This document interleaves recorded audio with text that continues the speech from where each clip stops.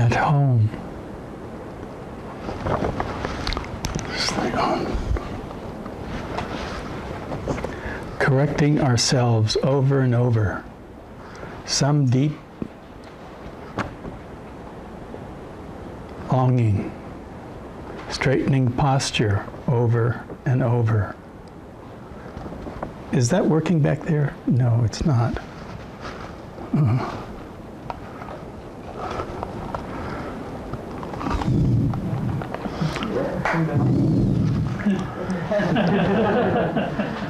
Can't miss that.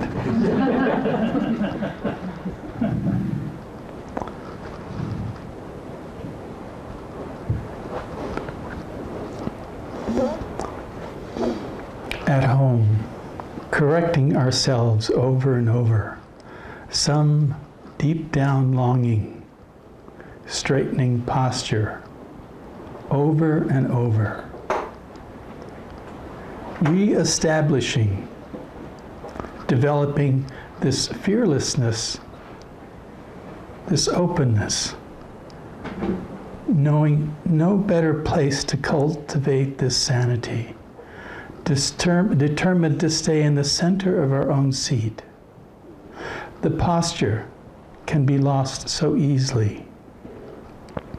Darkness creep under our wandering thoughts, coveting the small little sparkles, dragging us 100 miles from here. How to avoid the seductions? Stories seem more real than this place I sit. How to overcome the sharp edge of that withered leaf of the past, or the conjured up perfect future. Sometimes simplicity, the foundation of your own loveliness, living so close to this feeling of ease. The fire of your own voice, singing praise to all awakenings. The fire of your own voice, singing praise to all awakenings. At home, bowing to your own darkness, sitting by this fire of becoming.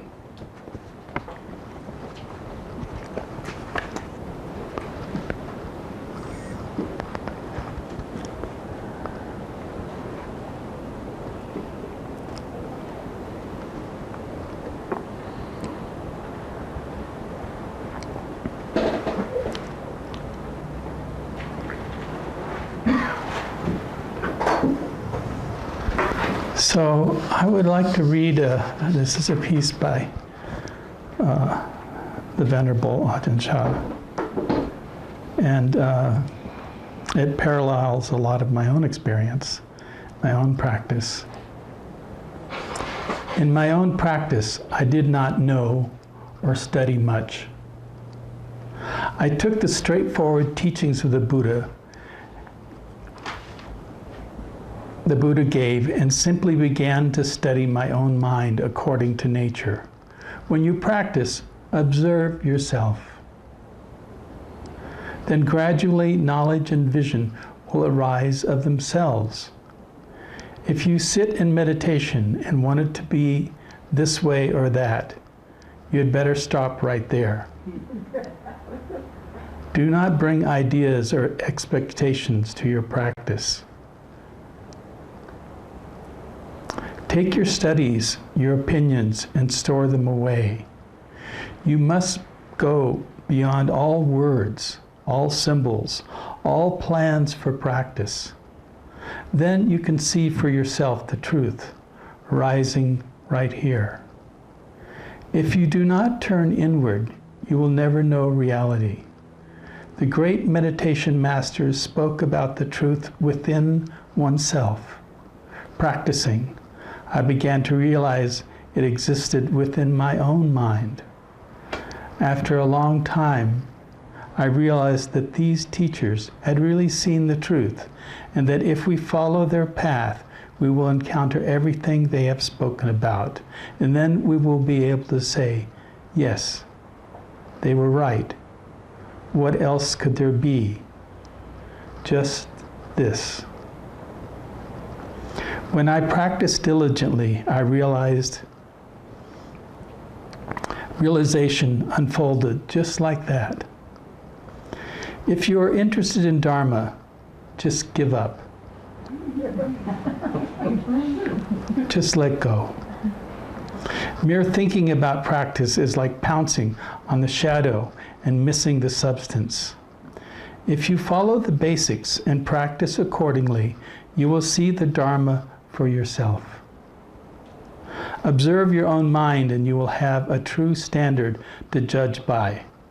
Practice in this way, and the rest will follow naturally.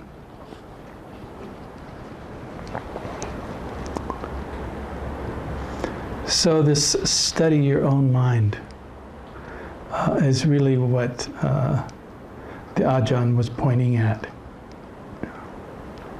And that's what you're doing here, you know? It's not like, you know, one of the wonders of this is there's a book called the Book of Numbers. That's about yay thick. And it is all the ones, all the twos, all the threes, all the fours, all the lists of the lists of the lists, you know. And my friend Gil Fronsdale, he translated one of the books, the Book of Eights, you know. And, you know, I mean, he's a scholar, so I understand. But it is true that, you know, as you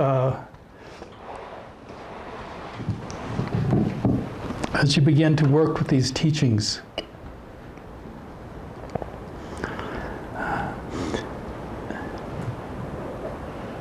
the teachings themselves are simple. You know, you get the instructions.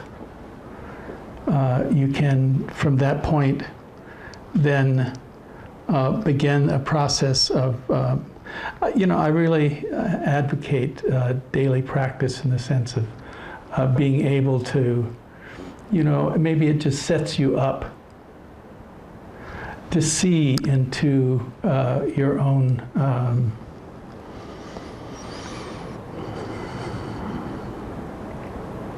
I guess I could say at the beginning of it is your own delusion. You know? And as you kind of watch it over and over again and note your reactions to things, you begin this your process of, you know, it is an intelligence that has we've used this word intuitive. And, you know, intuitive is something about, Ajahn Chah was really about going beyond words.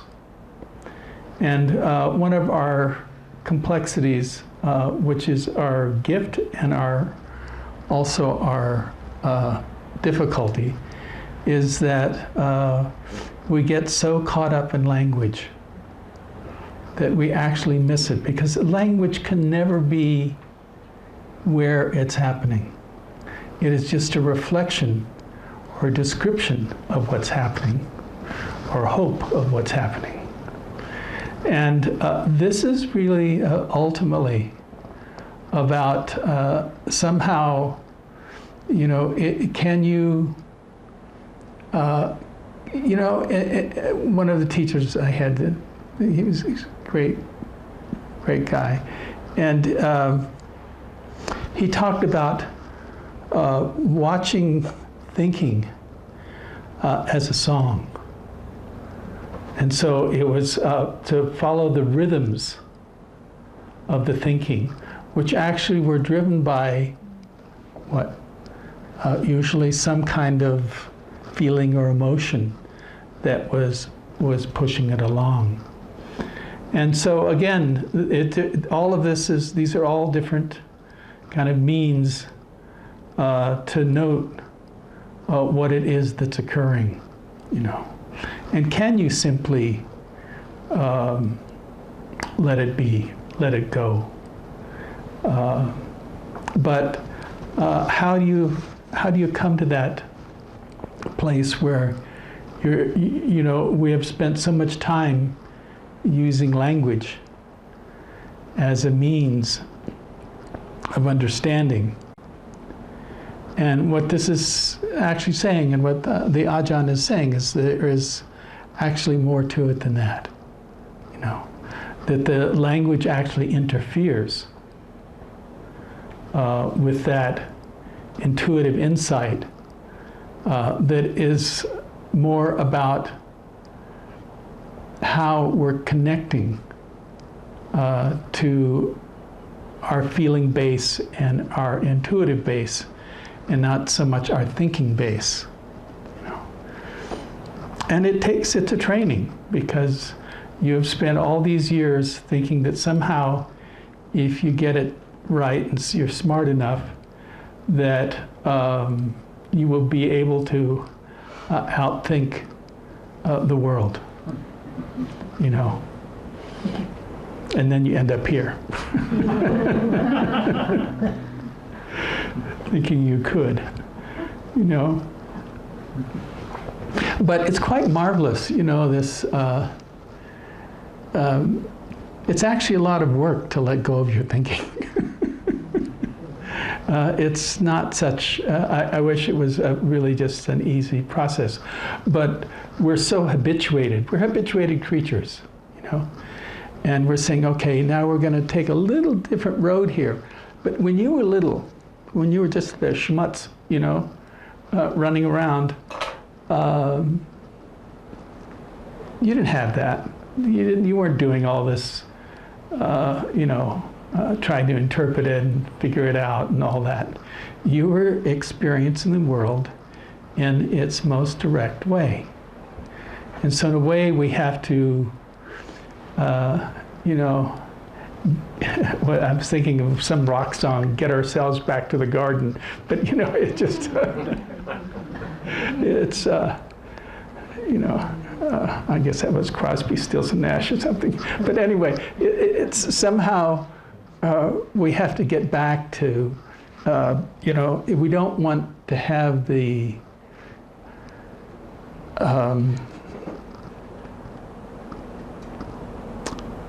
lack of wisdom, because we need the wisdom, and yet we need that innocence, you know.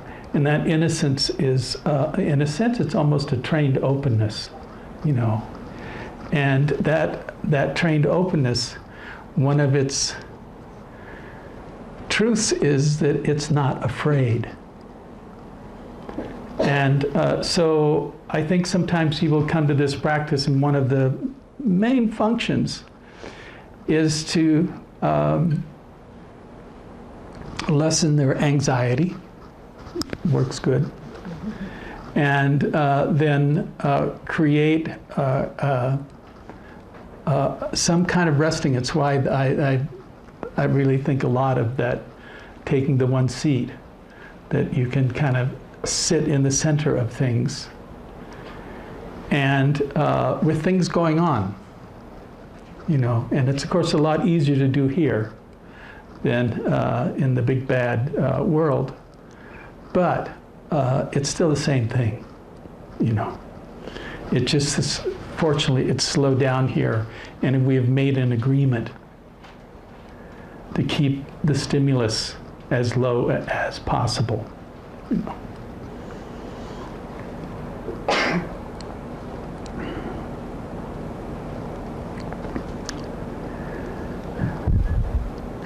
The mind, you know, in its nature, it always wants to chase after things.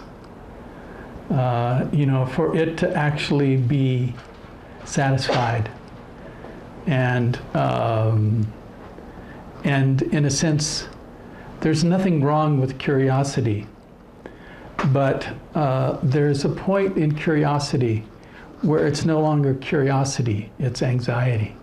It's, you know, it's this longing to know something that's that's possibly not healthy, in the long run. And so we have to kind of find this, the Buddha simply talked about it as the middle way, the place between things, And I can say, what is that place between things? There's this great silence that is in the midst of sound.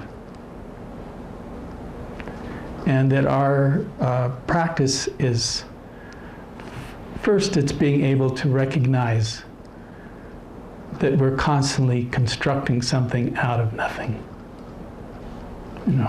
We're really making up a lot of stuff, And we have to learn to relax that so that it actually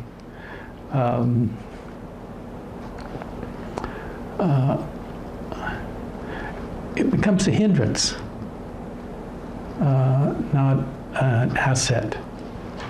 And, we know people like that,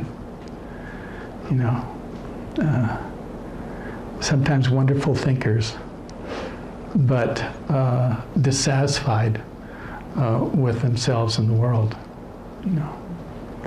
And I'm not saying, because one of the delicate pieces here about the middle way, and this silence, is that, it is to be in tune with. So it's easy enough to say, okay, I'm going to just be at ease. And this is where the middle path comes in. And then we don't take into account a lot of the complexity of the world we live in, such as our environment, such as our schools, such as our politics, and that somehow we have to find this middle way where we're not lost in it, but we're not entranced or enchanted by it either, And I think most people, at some point, we get very enchanted with our worlds, And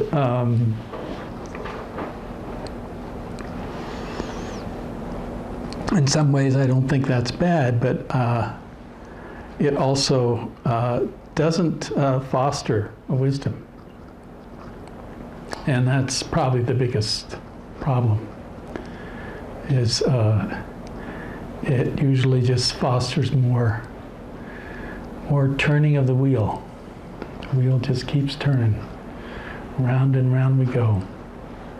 Where it stops, no one knows. And we're here to say, oh, you can get off the wheel. This is the Buddha's promise to you, was that if you follow these teachings, you will awaken and get off the wheel. That's pretty profound, And it was a promise, that anyone that followed this simple path that he laid out, we see the kind of Eightfold Noble Path, right intention, right thought, right. I can't even remember them all right now. It's okay. You get it, And if not, you can read this stuff over and over again. No problem there. It's been written about umpteen brilliant lecturers and writers out there of the Dharma these days. When I first, back in the 60s, when I first came to this, there wasn't much out there, There was one of the things that really impressed me. There was Evan Wentz, who was living in Lama Govinda's old house up in near Nainital in the foothills of the Himalayas. And he had this Tibetan that translated, they took his material and translated it. And it was some fabulous stuff. First, it was the Tibetan Book of the Dead, which in some ways is a very complex writing. And but there's also, it has it all in it there of what happens. You know, I was thinking about Carl and Elad and you know, they're in the Bardo now. They're in the kind of that mid-world where, you know, you're still attached to your body, but you don't have a body, you know? And you have all these old wanderings, we'll call them, desires and fears, and you have to come to terms with all those, you know. And you have, you know, in the Tibetan system, you have, it's 49 days, 7 days times 7. And so you have 7 chances. Every 7th day, you can wake up, you know, and say, whoa, I'm really in a trance here. And I'm going to let go of this. So you have 7 possibilities, you know, going through the Bardo. But then, of course, attachment arises, old karma. And you have to go through this again. One of my, you know, back in the 60s when I first came to these practices, one of my great desire was to get off the wheel. You know, I don't think that so much now, but at that time, it was just simply that I could see no solution to the problems, you know, and the only, because I did see it in cyclic form, maybe that was just too many psychedelics, but, you know, I could see that wheel turning all the time, you know, and that we were just cogs on this wheel, and that nothing ever ended, you know. And the great wonder of the Buddha's teachings was he said, oh yes, it can end. And you look at, you know, I mean, I was just your regular, hippie seeker in the 60s, and I started with Hinduism, and, you know, the whole thing around rebirth was that it just goes on, you know. And then Buddha said, no, it doesn't have to. You can change that. And I thought, yeah. You know, this is something I like. This is the language I like. And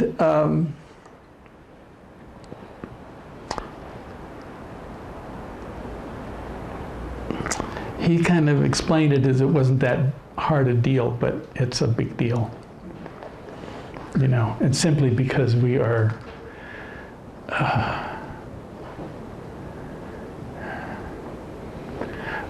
such obsessive creatures.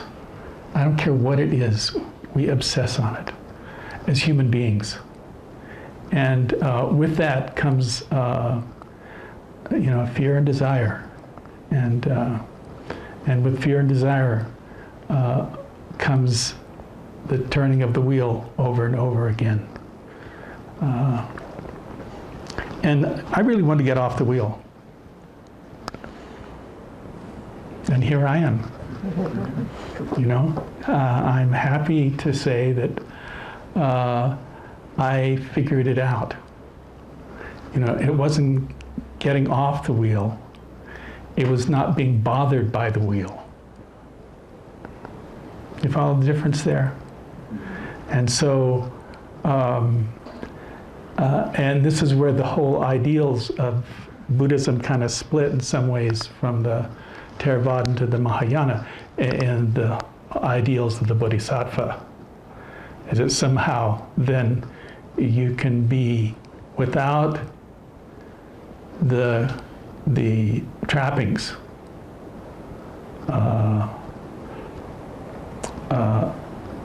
You know, in our case, a human being that can help other human beings.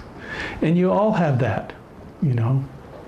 We each can do it different ways, you know. And sometimes I think it's, you know, in Thailand, this lady that tends this garden, you know, and I'm so impressed with her her care and love. And I really see it as bodhisattva activity, you know. It's like, oh, wow. I don't have a love that much for it, but I see that it can be whatever, and one then finds your means, you know. And each of us has something, you know. That's the marvel of having been on the wheel for a long time. You know, I would suspect everybody here we've been around the wheel so many times, you know. We get kind of tired of it, you know, but at the same time, then we have to find a way to teach ourselves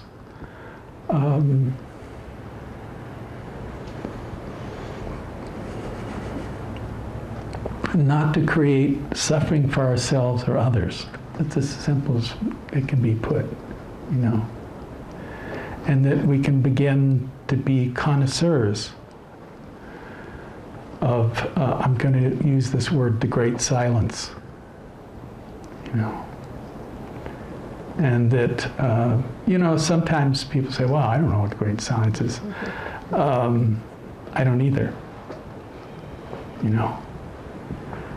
But I've had moments, and I know those moments for me are more real than a lot of my sense experience.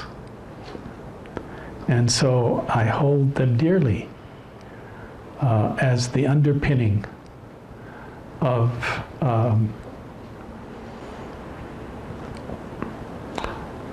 why I wouldn't attach to something, if that makes sense to you, you know. And that's that wisdom. Oh, I can see where it goes.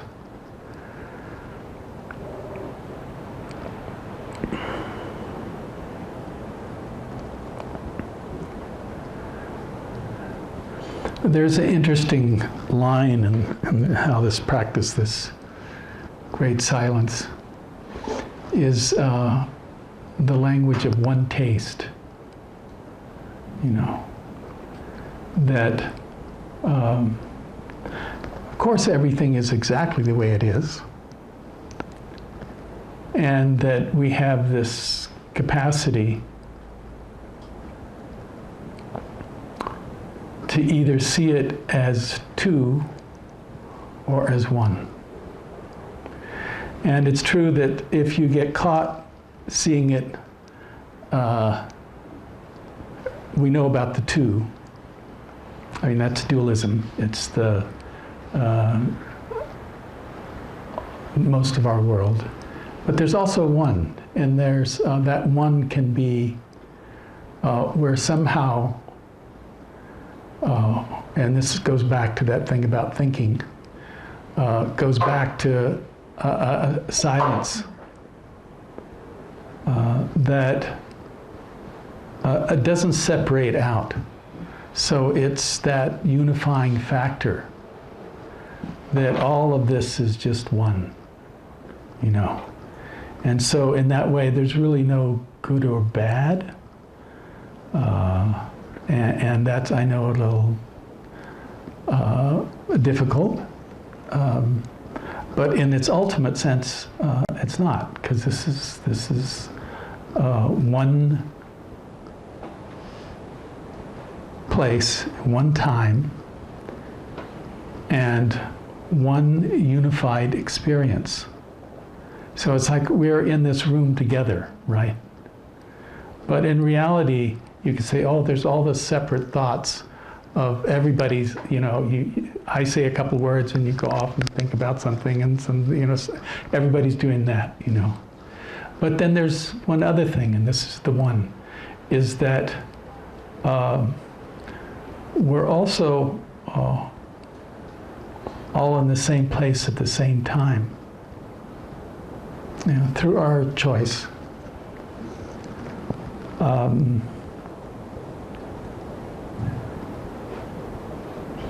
And we can begin this process of disidentifying with the two. Because one of the things about the two is that it always has self-involvement. And what I'm talking about is not self-involvement. It is just simply, you could say, just involvement. But there isn't a concretized self that's needing it to be somehow or some way. And it's not that,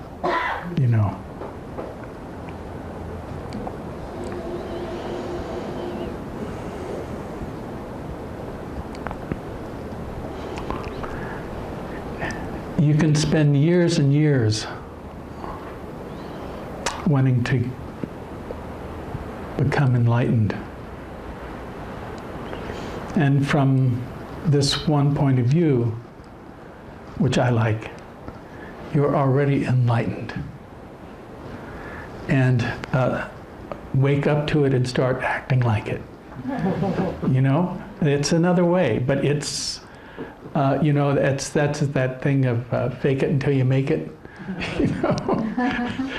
There's that, and what comes with that is that there can be a great sense of joy and connection and happiness and non-fear.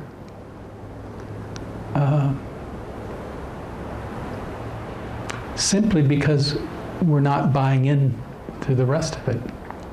We're separating out from the,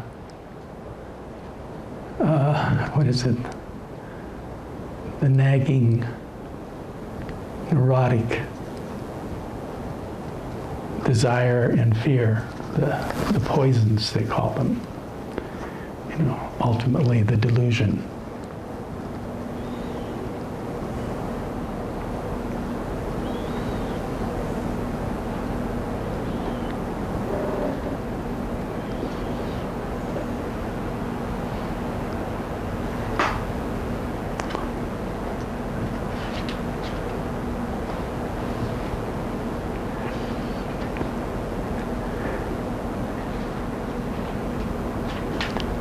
If the enlightenment wasn't possible, the Buddha wouldn't have spoken about it.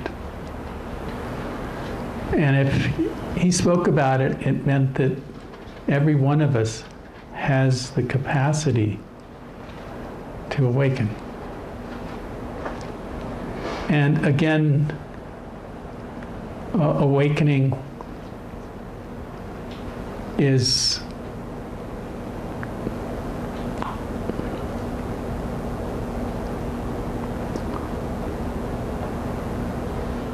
a place where delusion does not exist.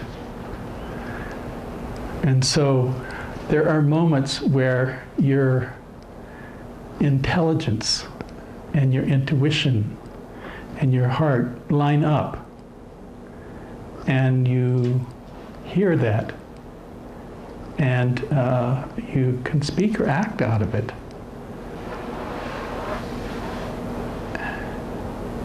And it changes the world,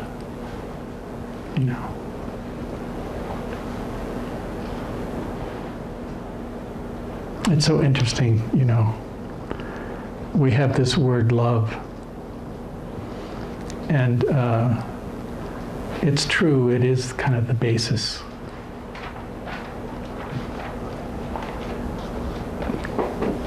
But it's so delusionary, because there's really two kinds of love. There's relative love, which, of the 5 reflections, whatever you cherish, you will be separated from. That's just the way it is, And so in a way, knowing that before anything happens is actually insightful, intelligent. And the thing about it is that relative love, which is in many ways has some wonderful qualities, but because it is based on attachment, it usually has some very disastrous consequences. Not for everybody. I think some people, it's just they don't end up with that. But for many, they do. And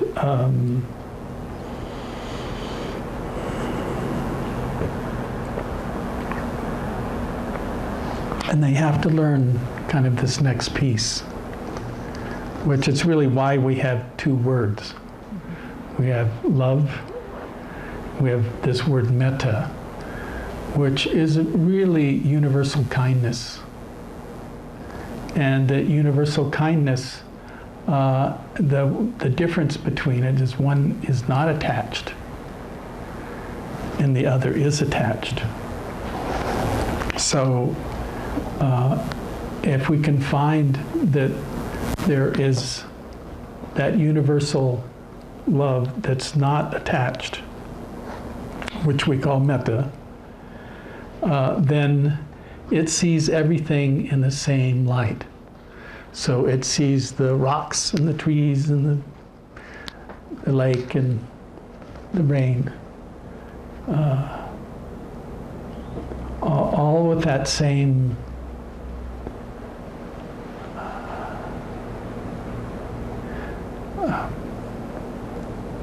emotional connectedness.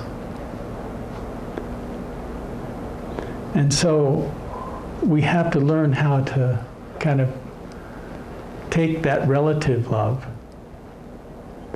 and morph it into this universal love. One is dualistic. I love you, you love me, we have a deal, and that's a deal. That's not that's good or bad, it's just a deal, And a lot of times it breaks, and sometimes it doesn't, but a lot of times it does break, and or has, and hopefully that then helps the person see into this more universal form of it.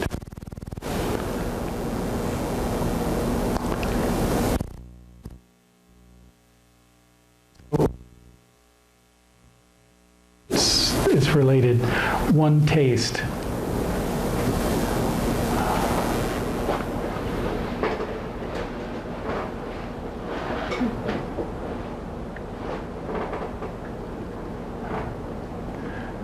We've spent all this time in this training of a dualistic world of self and other, and that somehow we can, through words and thinking, we can get out of it. And that's actually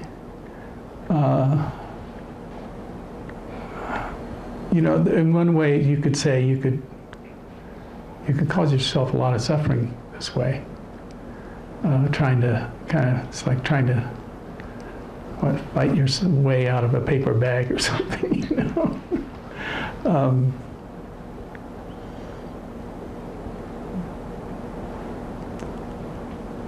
But you can also find that you can let go of In a sense, it's almost the need to know, unfortunately, is, and it's a human truth, but that's always in the dualism. And when we talk about one taste, it means that there's really no separateness. You know, there's no problems, you know, and that the love and caring that comes out of that one taste, or that unity, or the world of one, is sufficient. You know, like, oh, I think this is enough. You know.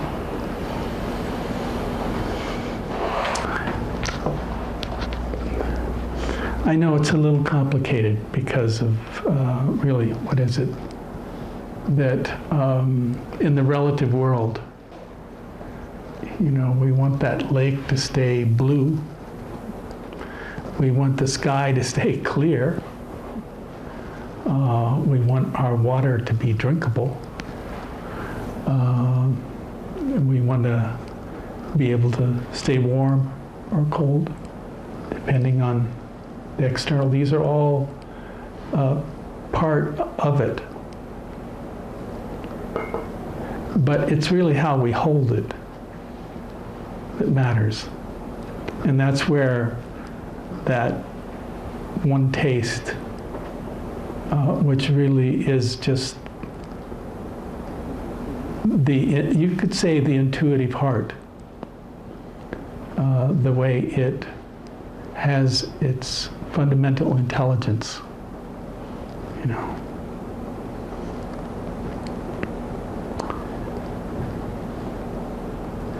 It's true that the Buddhist path itself, it is a discipline. It means that our nature a lot of times is more interested in what we call the three poisons of greed, hatred, and delusion, kind of this wheel that spins, and we keep getting on it. But as we see the consequences of it, then we begin to pull back from the greed, hatred, and delusion, and begin to inhabit a more connected world, one world.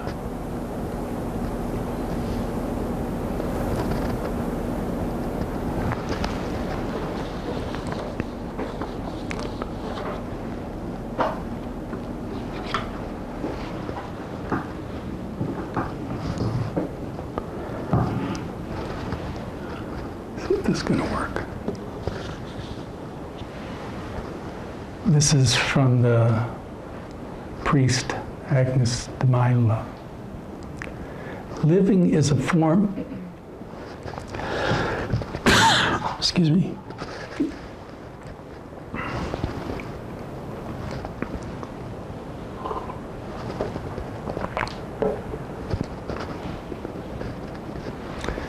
living is a form of not being sure. Not knowing what is next or how. The moment you know how, you begin to die a little. Okay? The moment you know, you begin to die a little. We guess. We may be wrong, but we take a leap after leap in the dark. And along that same line, this is from the poet David White.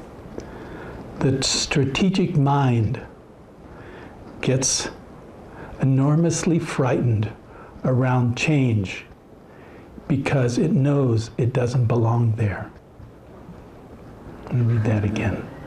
The strategic mind gets enormously frightened around change because it knows it doesn't belong there.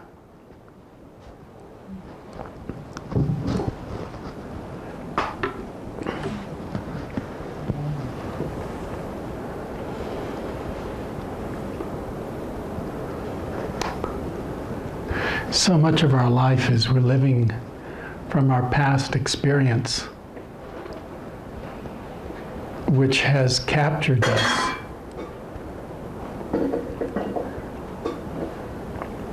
And really more imprisons us. And it's why learning some means of, you could say, non-construction. We're going to end the mental constructions and begin to see things not in a linear way and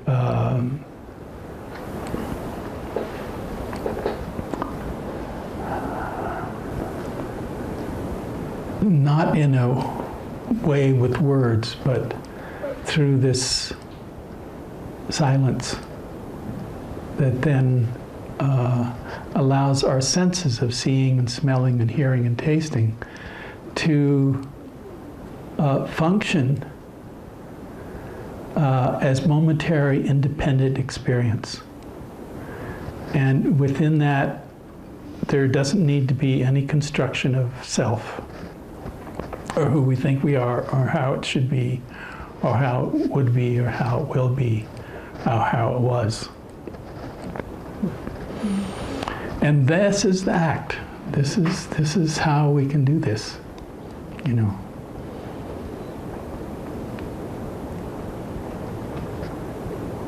We've spent years, you know, I mean, out thinking all of this. And coming here, I'd like to see you stop it. You know, it's ultimately not going to serve you. What's going to serve you is that the great silence is that somehow the rest creates a dualism and separateness. And if we can get beyond that, or out of that, or around that, then there's infinite possibilities. But otherwise, there's no possibilities. You understand that? The thinking is not something that is going to liberate you. And yet we use it because we needed it to point in the right direction. So in that way, it is a useful tool. But ultimately, we have to let go of it because it only feeds on itself. And I mean itself. And what we're trying to do is, you know, sometimes people ask me, well, what is the self and what do you do with it? And my only expression for it is that we're just trying to thin it out. You know, we're not going to get rid of it because in the relative sense, you know, you will always be, you know, you were born in a certain time and certain astrological moon-sun relationship, and you came into this world with certain qualities, and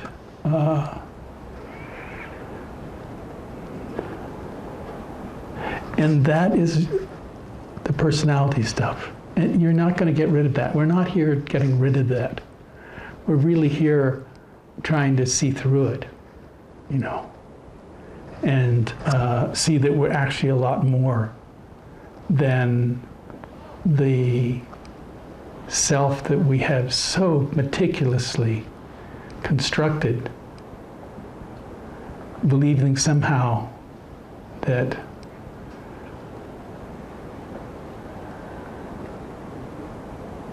we've created a protection through it. And yet, from this point of view, you have created a prison through it.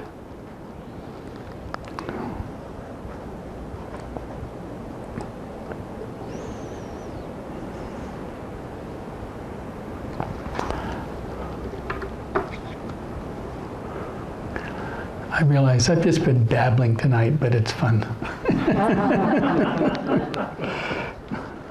I get myself in trouble sometimes, but that's okay. You know.